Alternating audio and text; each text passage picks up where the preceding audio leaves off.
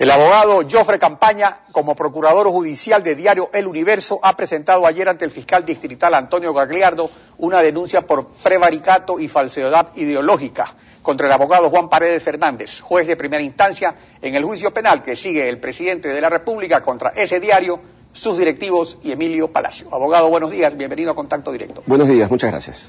A ver, ¿cuáles son las falsedades de que acusa al juez Paredes?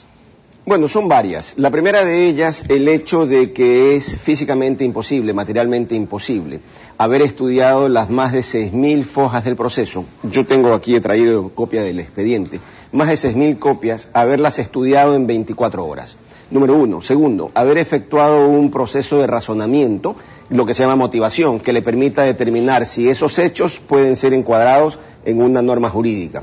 3. Hacer una valoración exacta y minuciosa de la prueba, que es un requisito del Código de Procedimiento Penal. 4. Haber preparado la redacción de una sentencia que tiene 156 páginas en tan poquísimo tiempo. Luego, el haber ordenado que se lea esa sentencia. Según la ley nuestra, inmediatamente después de firmar una sentencia, esta debe ser leída en público.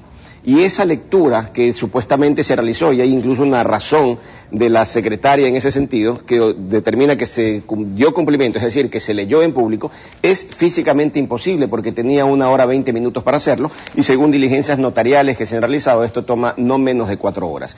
Esto configura todo un proceso de falsedad ideológica, porque se nos ha hecho creer que hubo una sentencia legalmente dictada, y no voy al fondo de la cuestión, cuando en realidad los hechos demuestran que era física y materialmente imposible hacerlo. Ahora, ¿pero qué pruebas tiene usted para confirmar todas las aseveraciones que hace respecto a cada uno de esos aspectos? Bueno, hay varios temas que hemos ya podido lograr. Ejemplo, y cito un ejemplo puntual. Con un notario se realizó el proceso de lectura de la sentencia, 156 páginas de la sentencia. Ese proceso de lectura, una lectura rápida, con reconocimiento del notario, toma más de 4 horas. Cuando se dictó la sentencia el día 20 de julio, 4 de la tarde con 12 minutos, la sentencia fue notificada y apareció ya en casilleros judiciales a las 5:30 de la tarde. Es decir, en 1 hora 20 minutos supuestamente se dio lectura a todo, cuando notarialmente se ha comprobado que eso toma no menos de 4 horas. Hay una evidente falsedad en lo que se ha dicho, falsedad además que se agrava cuando la propia secretaria sienta una razón, es decir, da fe pública de que efectivamente se procedió a esa lectura. Esto, en nuestra opinión, constituye una conducta absolutamente falsa, irregular, que configura lo que en derecho penalmente se denomina falsedad ideológica. Ahora, esto, ¿cuánto tiempo fue que tomó él, desde que terminó la audiencia hasta que él notificó la sentencia, cuántas horas transcurrieron? Pasaron 25 horas con 30 minutos. La diligencia terminó a las 4 de la tarde del día 19. Pero mira algo interesantísimo. Inmediatamente después de terminada la audiencia, que duró aproximadamente 6 horas, debió efectuarse la transcripción de la audiencia. Y yo tengo en mis manos las 85 páginas de esa transcripción. Pero mire usted que el apuro, cuando se hacen las cosas de esta forma, permite que se cometan muchos errores. La página 2 de este acta cita 2 artículos, el 372 y el 373 del Código de Procedimiento Penal. Estos artículos que están aquí copiados, transcritos, no son los artículos que se leyeron en la audiencia, son otros artículos. Estos de aquí son artículos que ya están derogados del Código Penal viejo. ¿Cómo se puede entonces explicar que en una audiencia se leen los artículos vigentes y que al realizar... O sea, la audiencia se leyeron los correctos. Y en el acta aparecen artículos derogados. Es decir, alguien tiene que explicar esto. Pero vamos al tema de fondo. Se supone que para que el juez pueda realizar una sentencia, tiene que necesariamente estudiar, no leer, ni revisar, ni acordarse, estudiar los argumentos de las partes, que son los medulares, por eso hay una audiencia. Si la audiencia duró 6 horas, la transcripción es imposible que haya durado menos de 6 horas. De hecho, debe haber durado mucho más, 9, 10 horas, fácilmente. Entonces, si el juez no contaba con esta acta, ¿cómo es que pudo realizar el proceso de razonamiento para redactar, imprimir esta sentencia de 156 páginas? Es físicamente imposible. Y además es una enorme irresponsabilidad, por decirlo menos, el que alguien dicte una sentencia sin tener siquiera la transcripción exacta de lo que las partes dijeron, porque este es el debido proceso, esta es la defensa de las partes. Ahora, Diario El Universo ha venido publicando información sobre todos estos elementos que forman parte de la denuncia presentada ayer por usted. El juez Paredes ha pedido ejercer su derecho a la réplica para desvanecer o aclarar estas acusaciones o insinuaciones. ¿O alguien ha hecho alguna aclaración al respecto? No, la única aclaración, si de esta denominación cabe, es la que ha sido realizada por abogados del presidente de la República, quienes han tratado de justificar esta rapidez argumentando que este proceso se realizó mediante el uso de un escáner. Sin embargo, en el juzgado no existe escáner que permita hacer este trabajo, no hay demostración de que el juez hubiera llevado las 6.000 y más páginas a partir del día 19 de julio, 4 de la tarde en que terminó la audiencia. De haberse llevado esto, tendría que haber una providencia judicial que lo autorice, número uno. Número dos, está prohibido para cualquier persona, jueces incluidos, llevarse los expedientes a su domicilio y trabajarlos. Esto es totalmente irregular.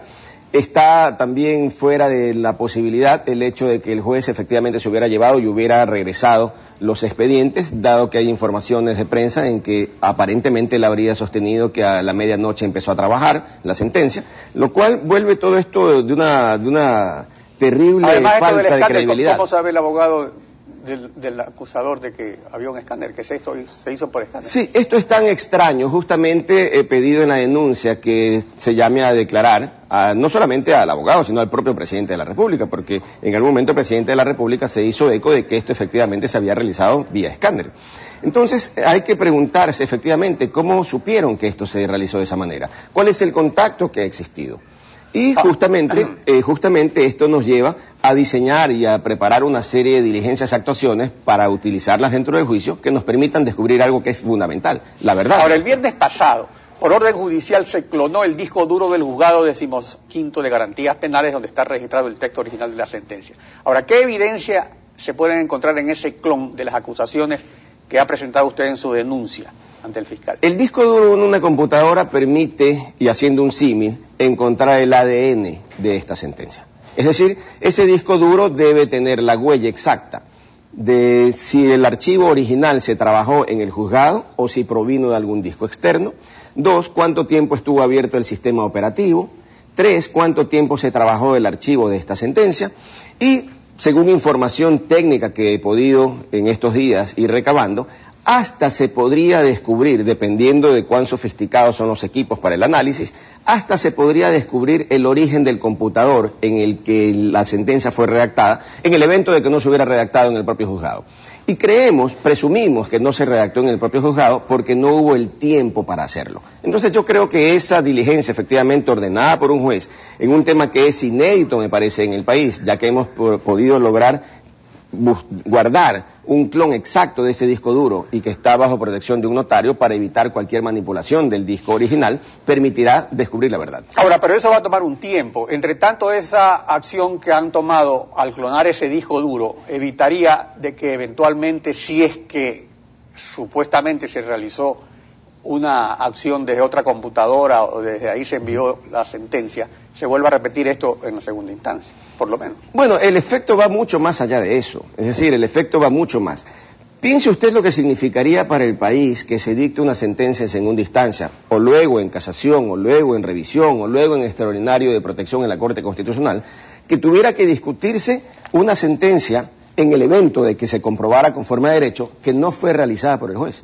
Es decir, tendríamos un elemento que provocaría una nulidad evidente por provenir de un delito.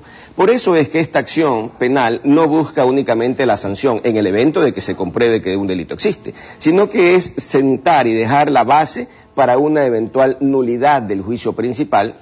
¿Por qué?